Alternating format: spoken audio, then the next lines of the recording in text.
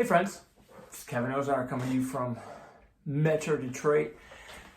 Big hero of mine has always been Mr. Rogers.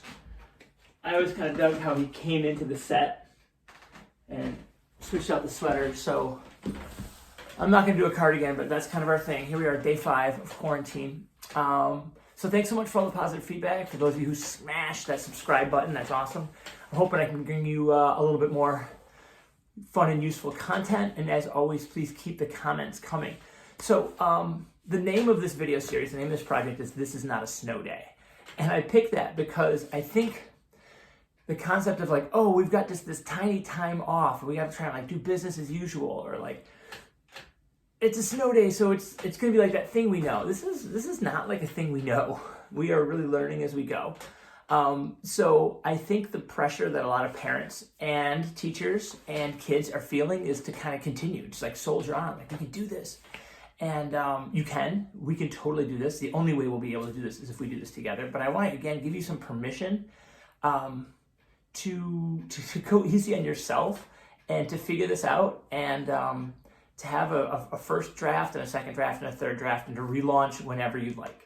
I saw a great TEDx Detroit talk 2 or 3 years ago in which the speaker showed the launch page of the original Twitter and the original Facebook and the original Instagram, and they were these websites that were so familiar when they looked so polished, but man, the first couple, they were rough. They were really, really rough. I said something in my eye. Not that I'm moved to tears by tech startups, although sometimes I am for assorted reasons. All right, so the first thing I want to start off with today is to tell you to go easy on yourself. This is hard, and this is really, really stressful, and that stress is going to show up in a couple of different ways, and all of them are kind of mysterious. The good news is our younger friends might articulate to us like, this is hard, or I miss my friends, or this is scary, or what's going on, and because they're oftentimes a little more honest, if they can find that articulation. But the anxiety and the change and the difference from how things usually are is probably going to show up in some really non-direct ways. If you found yourself speaking in a harsher voice than you usually do, that's because it's affecting you too. If you found yourself feeling a little overwhelmed or a lot overwhelmed, or if you found yourself trying to do a simple task and suddenly you can't seem to figure out how that is, it's because this is pretty traumatic. This is pretty scary. We are a society that loves information, loves to know what's what. And this is not giving us a lot of opportunity to do that. What school provides, as well as hundreds of other vital functions, is structure. And that's why yesterday we talked about those schedules, but find a structure that works for you.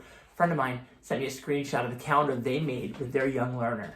And the kid had decided like this was going to be dress up daddy day, and this was going to be pizza party day. And they really had started to take some ownership. And that's a great way that you can build choice, which is a major movement in education right now.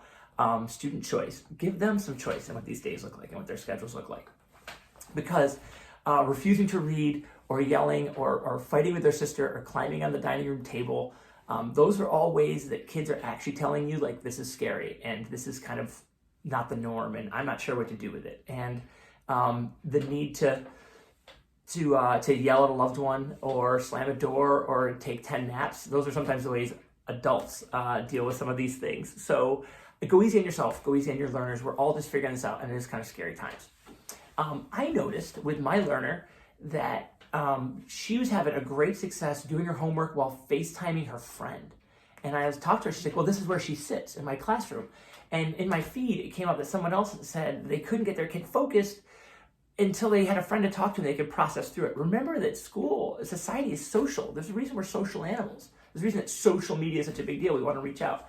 So any way that you can virtually support your kids reaching out or talking about their homework or even just working with a peer for 5 or 10 minutes. Of course, that's a technology barrier for some of us, but any way that you could do that, I think, is a really good idea. The other thing that I want to bring up today is the idea of modeling. The irony is not lost. The irony is not lost. But the idea of teachers, we know as classroom teachers that we are the models for what we expect in our buildings. And oftentimes when I'm called in to consult at high schools, I ask about what happens at your pep rallies. Like, oh, we have no school spirit. I was like, oh, really? Tell me. That's strange. Kids love school spirit. What's going on? And I almost always find in schools where pep rallies don't work, or we have a low student buy-in for spirit days, a lot of the staff members don't sit in the stands or partake. They instead line the gym walls and fold their arms and kind of stare at the kids. And I always tell teachers, you are the role model. They are cueing on you. You are the thermostat setting the temperature. All right, you're not the thermometer reflecting it. And so what I want to offer to you parents is that our kids are really cueing on you. So I would love for you to process and model some of the conversations that you're hoping they'd have. If you're stressed, tell them that you're a little stressed in language that's comfortable for you and also appropriate to their age. If you've got a big project or a goal, bring them in on it. Be like, hey, check this out. This is what I'm doing right now. You want to see how it works? Now tell me what you're doing. Show them that you're working. Show them that this is your workspace and this is how you're going to be productive. And that brings me to maybe our to-do today. Our to-do is to have a goal. If you have a goal every day, or even 2 or 3 goals for those ambitious people, say like, we're going to really do this today. I think that can help. And maybe the goal is that math packet, or maybe the goal is 30 minutes of reading. Another friend of mine sent me a pic of all the kids reading on their trampoline.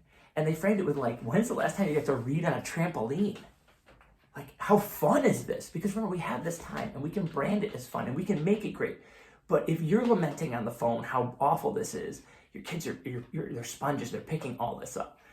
So this time is a gift, and use it. And if you also articulate, I'm really thankful that I get this time with you. Like, how cool is it? We get to do this. How neat is this that we're all here and we're always going to remember this? It's not ideal. I'm not saying like hooray for the pandemic. I'm the most extroverted person I've ever met, and I've spent most of my life meeting as many people as possible just to see if there's another one of me out there. This is hard on a lot of levels, economically, socially, and educationally. But whatever happens at the end of this, we're going to have each other, and we're going to rely on our families to get through it and to get through whatever comes next. So let's make sure we're taking care of ourselves and take care of our families, because when you take care of yourself, your family gets taken care of in a way too, and pretty soon they can help take care of us. I've got a kid who suddenly loves cooking, and I'm going to eat as many brownies as she makes. I think we're on pan 3 or 4. So those are my tips. Make a goal, model the kind of behavior you expect from them, and go easy and look for those warning signs that drawing that mean picture of your sister might actually be not about your sister. It might be about how we're all feeling these uncertain times. Love the comments. Tried a new camera angle. Love to know what you think. Smash subscribe. And take care, people. I'll see you tomorrow. Day 5.